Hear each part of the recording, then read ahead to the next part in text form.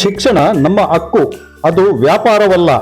ಇರುವಕ್ಕಿಯ ಕೆಳದಿ ಶಿವಪ್ಪನಾಯ್ಕ ಕೃಷಿ ಮತ್ತು ತೋಟಗಾರಿಕಾ ವಿಜ್ಞಾನಗಳ ವಿಶ್ವವಿದ್ಯಾಲಯದ ಮುಂಭಾಗ ಕೃಷಿ ವಿದ್ಯಾರ್ಥಿಗಳು ವಿವಿಧ ಬೇಡಿಕೆಗಳನ್ನು ಮುಂದಿಟ್ಟುಕೊಂಡು ಧರಣಿ ನಡೆಸಿದರು. ಕೃಷಿಯೇತರ ವಿದ್ಯಾರ್ಥಿಗಳಿಗೆ ಅವಕಾಶ ನೀಡುತ್ತಿರುವುದನ್ನು ತೀವ್ರ ವಿರೋಧಿಸಿದ ಕೃಷಿ ವಿದ್ಯಾರ್ಥಿಗಳು ಕೃಷಿ ಅಧಿಕಾರಿ ಹಾಗೂ ಕೃಷಿ ಸಹಾಯಕ ಅಧಿಕಾರಿ ಹುದ್ದೆಗಳ ನೇಮಕಾತಿಯಲ್ಲಿ ಕೃಷಿ ಪದವೀಧರರಿಗೆ ಆದ್ಯತೆ ನೀಡಬೇಕು. ಕೃಷಿಯೇತರ ವಿದ್ಯಾರ್ಥಿಗಳಾದ BA, BTech, ಬಯೋಟೆಕ್ ಸೇರಿದಂತೆ ಇತರೆ ಕೋರ್ಸ್ ವಿದ್ಯಾರ್ಥಿಗಳಿಗೆ ಪರೀಕ್ಷೆ ಬರೆಯಲು ಅವಕಾಶ ನೀಡಿರುವುದನ್ನು ವಿರೋಧಿಸಿ ರಾಜ್ಯವ್ಯಾಪಿ ಪ್ರತಿಭಟನೆ ನಡೆಸಲಾಗುತ್ತಿದೆ ಎಂದು ವಿದ್ಯಾರ್ಥಿಗಳು ತಿಳಿಸಿದರು. ಕರ್ನಾಟಕದಲ್ಲಿ ಪ್ರತಿ ವರ್ಷ AO ಮತ್ತು AAO ನೇಮಕಾತಿ ನಡೆಸಬೇಕು. ರೈಟೆಕ್, BE ಬಯೋಟೆಕ್ನಾಲಜಿ ವಿಭಾಗವನ್ನು ರದ್ದುಪಡಿಸಬೇಕು. ವಿದ್ಯಾರ್ಥಿಗಳಿಗೆ ಕ್ರೀಡಾ ಕೋಟಾ ಅನ್ನು ಜಾರಿಗೆ ತರಬೇಕು. ದೇಶಿ ಕಾರ್ಯಕ್ರಮವನ್ನು ನಿಲ್ಲಿಸಿ ಕೃಷಿ ಸಮುದಾಯವನ್ನು ರಕ್ಷಿಸಬೇಕು ಎಂದು ಕೃಷಿ ವಿದ್ಯಾರ್ಥಿನಿಯಾದ ಭಾಗ್ಯಲಕ್ಷ್ಮಿ ಮಾತನಾಡಿದರು. ಕೆಳದಿ ಶಿವಪ್ಪನಾಯ್ಕ ಕೃಷಿ ಹಾಗೂ ತೋಟಗಾರಿಕಾ ವಿಜ್ಞಾನಗಳ ಮಹಾವಿದ್ಯಾಲಯದ ವಿದ್ಯಾರ್ಥಿನಿ ನಾನಾಗಿದ್ದು ನನ್ನ ಹೆಸರು ಭಾಗ್ಯಲಕ್ಷ್ಮಿ. ಇಂದು ಈ ಪ್ರತಿಭಟನೆ ಏನಕ್ಕೆ ಮಾಡ್ತಿದೀವಪ್ಪ ಅಂತಂದ್ರ, ಈಗ BE ಬಯೋಟೆಕ್ ಅವರಿಗೆ ಈ ಕೃಷಿ AO ಎಕ್ಸಾಮ್ ಮತ್ತು AAO ಎಕ್ಸಾಮ್ಗೆ ಅವರಿಗೂ ಅಲೋ ಮಾಡ್ತಿದ್ದಾರೆ. ಏನಕ್ಕಂತ ಗೊತ್ತಿಲ್ಲ. ಇದು ಕೇವಲ ಕೃಷಿ ವಿದ್ಯಾರ್ಥಿಗಳಿಗೆ ಅಷ್ಟೇ ಸೀಮಿತವಾಗಿರುತ್ತೆ. ಇದರಿಂದ ಈ ಕೃಷಿ ವಿದ್ಯಾರ್ಥಿಗಳಿಗೆ ಮತ್ತೆ ಪದವೀಧರರಿಗೆ ತುಂಬಾ ಹೊಡೆತ ಬೀಳುತ್ತೆ. ಇದು ಹೆಂಗಾಗುತ್ತೆ ಅಂದ್ರೆ, ಒಳ್ಳೆ MBBS ಡಾಕ್ಟರ್ ಹತ್ರ ಹೋಗಿ ಸೈಕಲ್ ನ ರಿಪೇರಿ ಮಾಡು ಅಂದ್ರೆ ಹೆಂಗ್ ಮಾಡ್ತಾರೆ ಆ ರೀತಿ. ಈ ಸರ್ಕಾರ ನಮ್ ಪರವಾಗಿಲ್ಲ, ಅದಕ್ಕೆ ನಾವ್ ಈ ಹೋರಾಟ ಮಾಡ್ತಿರೋದು. ಎಲ್ಲಿವರೆಗೆ ಸರ್ಕಾರ ನಮ್ ತನ ಬರೋದಿಲ್ಲ ಅಲ್ಲಿ ತನ ನಾವ್ ಈ ಹೋರಾಟ ಬಿಡೋದಿಲ್ಲ. ವಿದ್ಯಾರ್ಥಿಗಳಿಗೆ ಇದು ತುಂಬಾನೇ ಆಕ್ಚುಲಿ ಇದು C&R ರೂಲ್ಸ್ ಪ್ರಕಾರ ಅವರು ಉಲ್ಲಂಘನೆ ಮಾಡಿ ಈ ಎಕ್ಸಾಮಿಗೆ ಅಲೋ ಮಾಡ್ತಿದ್ದಾರೆ. ಇದು ಆಗ್ಬಾರ್ದು. ಇದು ಕೇವಲ ಕೃಷಿ ವಿದ್ಯಾರ್ಥಿಗಳಿಗಷ್ಟೇ. ಅವ್ರು 1 ವರ್ಷ ಕಲ್ತು ಈ ರೈತರಿಗೆ ಸಲಹೆ ಮಾಡ್ರಿ, ಮಾರ್ಗದರ್ಶನ ಕೊಡಿ ಅಂದ್ರೆ ಅದು ಅಸಾಧ್ಯದ ಮಾತು. ಅದೇ ಈ ಕೃಷಿ ವಿದ್ಯಾರ್ಥಿಗಳು 4 ವರ್ಷ ಕಲ್ತು 120ರಿಂದ 150 ಕ್ರೆಡಿಟ್ ಅವರ್ಸ್ ಗಳನ್ನ ಮುಗಿಸಿ ಪ್ಯಾಥಾಲಜಿ, ಎಂಟಮಾಲಜಿ, ಲೈಫ್ ಸ್ಟಾಕ್ ಇನ್ನಿತರ ಸಬ್ಜೆಕ್ಟ್ ಗಳನ್ನ ಎಲ್ಲಾ ಓದಿ ಈ ರೈತರಿಗೆ ಸರಿಯಾದ ಮಾರ್ಗದರ್ಶನವನ್ನು ನೀಡಲು ಮುಂದಾಗಿರ್ತಾರೆ. ಅದೇ ಕೇವಲ 1 ವರ್ಷ ಓದಿ ಅವ್ರು ಯಾವ ರೀತಿ ಮಾರ್ಗದರ್ಶನ ನೀಡ್ತಾರೆ ಅಂತ ಗೊತ್ತಾಗ್ತಿಲ್ಲ. ಇದು ಸರ್ಕಾರ ಹೇಗ್ ಅವ್ರಿಗೆ ಅಲೋ ಮಾಡ್ತಿದ್ದಾರೆ ಅಂತಾನು ಗೊತ್ತಿಲ್ಲ. ಇದು ಹಿಂದೆ ಹೇಗಿತ್ತು ಕೇವಲ ಕೃಷಿ ವಿದ್ಯಾರ್ಥಿಗಳಿಗೆ ಅಷ್ಟೇ ಇತ್ತು. ಇನ್ ಮುಂದೇನು ಇದು ಕೃಷಿ ವಿದ್ಯಾರ್ಥಿಗಳಿಗೆ ಅಷ್ಟೇ ಸೀಮಿತವಾಗಬೇಕು. BE ಬಯೋಟೆಕ್ ಅವರಿಗೆ ಈ ಎಕ್ಸಾಮ್ ಮಾಡಲು ಅನುಮತಿ ನೀಡಬಾರ್ದು ಅಂತ ನನ್ನ ವಿನಂತಿ. ಸತತವಾಗಿ 3 ದಿನದಿಂದನೂ ನಾವು ಹೋರಾಟ ಮಾಡ್ತಿದ್ದೀವಿ. ಅಂದ್ರೆ ಎಲ್ಲಾ ವಿಶ್ವವಿದ್ಯಾಲಯಗಳನ್ನು ಹೋರಾಟ ಮಾಡ್ತಿದ್ದಾವೆ. ಆದ್ರೆ ಸರ್ಕಾರ ಯಾವುದೇ ರೀತಿಯಾಗಿ ಸ್ಪಂದನೆ ಮಾಡ್ತಿಲ್ಲ. ಇದೇ ಕಂಟಿನ್ಯೂ ಆದ್ರೆ ನಾವು KE ಬೋರ್ಡ್ ಮತ್ತು ವಿಧಾನಸೌಧದ ಮುಂದೆ ಕೂತು ಪ್ರತಿಭಟನೆ ಮಾಡಕ್ಕೆ ಹಿಂದೆ ನೋಡಲ್ಲ.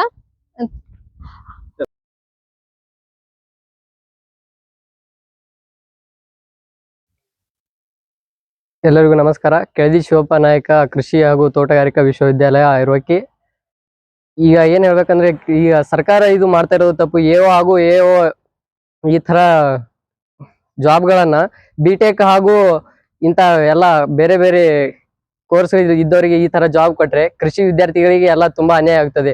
ಯಾಕಂದ್ರೆ ಕೃಷಿ ವಿದ್ಯಾರ್ಥಿಗಳಿಗೆ ಇರ್ತಕ್ಕಂತ ಎಕ್ಸ್ಪೀರಿಯನ್ಸ್, ಅನುಭವ ಅವ್ರಿಗೆ ಇರೋದಿಲ್ಲ. ಈ ಎಲ್ಲ ನಾವು ಪ್ರಾಕ್ಟಿಕಲ್ ಆಗಿ ಫೀಲ್ಡ್ ಅಲ್ಲಿ ಎಲ್ಲ ನಾವು ಎಕ್ಸ್ಪೆರಿಮೆಂಟ್ ಮಾಡೋದಾಗ್ಲಿ, ಮಣ್ಣಿನ ಪರೀಕ್ಷೆ ಮಾಡೋದಾಗ್ಲಿ, ಸಸ್ಯ ರೋಗಶಾಸ್ತ್ರ, ಕೀಟಶಾಸ್ತ್ರ, ಈ ತರ ಎಲ್ಲ ಅಗ್ರಿಕಲ್ಚರ್ ಎಕ್ಸ್ಟೆನ್ಷನ್ ವಿಸ್ತರಣಾ ಇದು ಶಾಸ್ತ್ರ, ಈ ತರ ಎಲ್ಲವನ್ನು ಅವ್ರು ಕಲ್ತಿರಲ್ಲ. ಅಂತ ಅನುಭವ ಇಲ್ಲದೆ ಇರೋದಕ್ಕೆ ಅವ್ರಿಗೆ ಕೊಡೋದು ತಪ್ಪಾಗುತ್ತೆ. ಯಾಕಂದ್ರೆ ಇದೆಲ್ಲ ಕೃಷಿ ವಿದ್ಯಾರ್ಥಿಗಳಿಗೆ ತುಂಬಾ ಅನ್ಯಾಯ ಆಗುತ್ತದೆ. ಇಂಥದ್ದೆಲ್ಲ ಮೊದಲು ಇದ್ದಿರ್ಲಿಲ್ಲ, ಈಗ ಕೊಟ್ಟಿರ್ತಾರೆ. ಅದಕ್ಕೆ ಇದು ಸರ್ಕಾರ ತುಂಬಾ ದೊಡ್ಡ ತಪ್ಪು ಮಾಡ್ತಾ ಇದೆ ಇದು.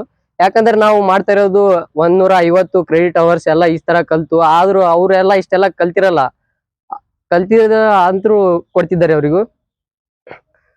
ಮತ್ತೆ ಈ ರೈಟೆಕ್ ಯೂನಿವರ್ಸಿಟಿ ಇಂಥದ್ದೆಲ್ಲ ಬ್ಯಾನ್ ಆಗ್ಬೇಕು, ಮತ್ತೆ ದೇಶಿ ಕೋರ್ಸ್ಗಳೆಲ್ಲ ಬ್ಯಾನ್ ಆಗ್ಬೇಕು. ಮತ್ತೆ ನಾವು ಈಗ ಎಲ್ಲ ಕ್ಲಾಸ್ ಎಲ್ಲ ಬಿಟ್ಬಿಟ್ಟು ಈ ತರ ಎಲ್ಲ ಹೋರಾಟ ಮಾಡ್ತಿದೀವಿ.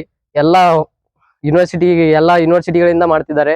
ಆದ್ರೂ ಏನು ಇದು ಸರ್ಕಾರ ಏನು ಸ್ಪಂದನೆ ನೀಡ್ತಾ ಇಲ್ಲ. ಅದಕ್ಕಾಗಿ ಇದು ನಮ್ಮ ಕಳವಳಿಕೆ ಅಂತ ಹೇಳ್ಬೋದು. ಇದನ್ನೇನಾದ್ರೂ ರಿಪ್ಲೈ ಆದಷ್ಟು ಬೇಗ ಕೊಡ್ಬೇಕು ಸರ್ಕಾರ. ಕೊಡ್ಲಿಲ್ಲ ಅಂದ್ರೆ ನಾವು ಖಂಡಿತವಾಗ್ಲೂ KE ಬೋರ್ಡ್ಗೆ ಹೋಗ್ಬೇಕು ಹಾಗೂ ಮತ್ತು ವಿಧಾನಸೌಧ ಮುಂದೆ ಪ್ರತಿಭಟನೆ ಮಾಡ್ತೀವಿ ಅಂತ ಹೇಳ್ತಾ, ಈಗ ರೀಸೆಂಟ್ ಆಗಿ AO ಮತ್ತೆ AAO ರಿಕ್ರೂಟ್ಮೆಂಟ್ ಕರೆದಿದ್ರು. ಆದ್ರೆ ಕೊನೆ ಕ್ಷಣದಲ್ಲಿ ಬಿಇ ಬಯೋಟೆಕ್ನಾಲಜಿ ವಿದ್ಯಾರ್ಥಿಗಳನ್ನು ಆಡ್ ಮಾಡಿದ್ರು. ಇದು ಐಕಾರ್ ರೂಲ್ಸ್ ಮತ್ತೆ CI&R ರೂಲ್ಸ್ ಪ್ರಕಾರ ಉಲ್ಲಂಘನೆ ಆಗಿದೆ. ಇದನ್ನ ಕೊನೆ ಕ್ಷಣದಲ್ಲಿ ಆಡ್ ಮಾಡಿದ್ದು. ಮತ್ತು ಇಲ್ಲಿ ಎಷ್ಟೋ ಜನ ವಿದ್ಯಾರ್ಥಿಗಳು ಕೃಷಿ ಹಿನ್ನೆಲೆಯಿಂದ ಬಂದಿರ್ತಾರೆ. ಅವರು ಸುಮಾರು ಸಾಲ ಸೂಲ ಮಾಡಿ ಈ ಪ್ರೊಫೆಷನಲ್ ಡಿಗ್ರಿಯನ್ನ ಆರಿಸ್ಕೊಂಡಿರ್ತಾರೆ. ನಮ್ಮ ಹೆಚ್ಚು ಜನರ ಆಸೆ ಏನಿರುತ್ತೆ ಅಂದ್ರೆ ನಾವು ಕೃಷಿ ಅಧಿಕಾರಿಗಳಾಗ್ಬೇಕು, ಸಮಾಜಕ್ಕೆ ರೈತರಿಗೆ ಉಪಯೋಗ ಆಗೋ ರೀತಿ ಕೆಲಸ ಮಾಡ್ಬೇಕು ಅಂತ ಇರುತ್ತೆ. ನಾವು ಅದಕ್ಕೋಸ್ಕರ 4 ವರ್ಷ 8 ಸೆಮ್ ಸುಮಾರು ಪ್ಯಾಥೋಲಜಿ ಎಂಟಮೋಲಜಿ ಕೋರ್ಸ್ ಗಳನ್ನ ಕಂಪ್ಲೀಟ್ ಮಾಡ್ತೀವಿ. ಪ್ರಾಕ್ಟಿಕಲ್ ಆಗಿ ಹೊಲದಲ್ಲಿ ಹೋಗಿ ಕೆಲಸ ಮಾಡ್ತೀವಿ. ಮತ್ತೆ ನಾವು ಇಷ್ಟೆಲ್ಲ ಕಲ್ತ್ರು ಕೂಡ ಎಷ್ಟೋ ಸರಿ ರೈತರಿಗೆ ನಾವು ಸರಿಯಾದ ಮಾಹಿತಿ ನೀಡೋಕ್ ನಾವೇ ಹಿಂಜರಿಯುವಾಗ ಬಿಇ ಬಯೋಟೆಕ್ನಾಲಜಿ ವಿದ್ಯಾರ್ಥಿಗಳು, ಇವರು ಬಯೋಟೆಕ್ನಾಲಜಿ ಅಂದ್ರೆ ಇಂಜಿನಿಯರಿಂಗ್ ವಿದ್ಯಾರ್ಥಿಗಳಾಗಿರ್ತಾರೆ. ಇವರು ಪ್ರಾಕ್ಟಿಕಲ್ ಆಗಿ ಯಾವತ್ತೂ ಹೊಲದಲ್ಲಿ ಕೆಲಸ ಮಾಡಿರಲ್ಲ. ಇವ್ರು ಯಾವ ರೀತಿ ಕೃಷಿ ಅಧಿಕಾರಿಗಳಾಗಕ್ಕೆ ಲಾಯಕ್ಕಿದ್ದಾರೆ ಅಂತ ನಮಗಂತೂ ಅರ್ಥ ಆಗ್ತಿಲ್ಲ. ಮತ್ತೆ ಇನ್ನೊಂದೇನಂದ್ರೆ ಬೇಸಿಕ್ ಕೋರ್ಸ್ ಅಂತ ಬರೀ 1 ವರ್ಷದ ಕೋರ್ಸ್ ಆಗಿರುತ್ತೆ. ಅದರಲ್ಲಿ ನಾವು 4 ವರ್ಷದ ಕಲಿಯೋದನ್ನ ಯಾವ್ದು 1 ವರ್ಷದಲ್ಲಿ ಕಲಿಯಕ್ಕಾಗಲ್ಲ. ಆ ವಿದ್ಯಾರ್ಥಿಗಳನ್ನು ಕೊನೆ ಮೂಮೆಂಟ್ ಅಲ್ಲಿ ಆಡ್ ಮಾಡಿರೋದು ಇದು ಸರಿ ಕಾಣ್ತಿಲ್ಲ. ಮತ್ತೆ ಇನ್ನೊಂದು ಬಂದ್ಬಿಟ್ಟು HK ನಾನ್ HK 2 ರೀತಿ ಪರೀಕ್ಷೆಗಳಾಗುತ್ತೆ. HK ಹೈದರಾಬಾದ್ ಕರ್ನಾಟಕ ಎಕ್ಸಾಮ್ ನ ಒಂದಿನ ಇಟ್ಟು 1 ತಿಂಗಳು ಬಿಟ್ಟು ನಾನ್ HK ಇಟ್ಟಿರೋದು ಅದು ಕೂಡ ಸರಿಯಲ್ಲ. ನಾವು ಇದನ್ನ ಸರ್ಕಾರ ತಿದ್ದುಪಡಿ ಮಾಡ್ಬೇಕು ಅಂತ ಕೇಳ್ಕೊಂತೀವಿ. ಇದು ನಾವು 3 ದಿನದಿಂದ ಸತತವಾಗಿ ಹೋರಾಟ ಮಾಡ್ತಿದೀವಿ. ಆದ್ರೂ ಯಾರು ನಮಗೆ ರೆಸ್ಪಾಂಡ್ ಮಾಡ್ತಿಲ್ಲ. ಇದೇ ರೀತಿ ಮುಂದೆ ಹೊರದ್ರೆ ನಾವು KA ಮತ್ತು ವಿಧಾನಸೌಧದ ಮುಂದೆ ಪ್ರತಿಭಟನೆ ಮಾಡೋದಕ್ಕೂ ಹಿಂಜರಿಯುವುದಿಲ್ಲ. ಮತ್ತೆ ಇನ್ನೊಂದು ಬಂದ್ಬಿಟ್ಟು ಸಂಸದರು ಮತ್ತು ಶಾಸಕರು, ಇಲ್ಲಿ ಆಡಳಿತ ಮಾಡುವ ಸಂಸದರು ಮತ್ತು ಶಾಸಕರು ವಿಧಾನಸೌಧ ಮತ್ತು ಲೋಕಸಭೆಯಲ್ಲಿ ಮಾತಾಡ್ಬೇಕು, ನಮ್ ಪರವಾಗಿ ಧ್ವನಿ ಎತ್ತಬೇಕು. ಇದನ್ನ ಯಾರು ಮಾಡ್ತಿಲ್ಲ. ಸೊ ಇದನ್ನ ಮಾಡ್ಬೇಕು ಅಂತ ನಾವು ಕಳಕಳಿಯನ್ನ ಮಾಡ್ಕೊಂತೀವಿ.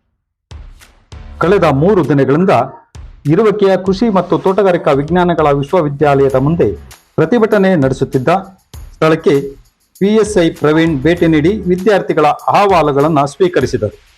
ಪ್ರತಿಭಟನೆಯಲ್ಲಿ ವೀರೇಶ್, ಕಾಶಿನಾಥ್, ಪ್ರೀತಮ್, ಅಂಕಿತಾ, ಪವನ್, ಶಶಿಕುಮಾರ್, ಭಾಗ್ಯಲಕ್ಷ್ಮಿ, ಸ್ಪಂದನ, ರಕ್ಷಿತಾ, ಪ್ರಗತಿ, ಸೃಷ್ಟಿ ಹಾಗೂ ಇನ್ನಿತರ ವಿದ್ಯಾರ್ಥಿಗಳು ಪಾಲ್ಗೊಂಡಿದ್ದರು.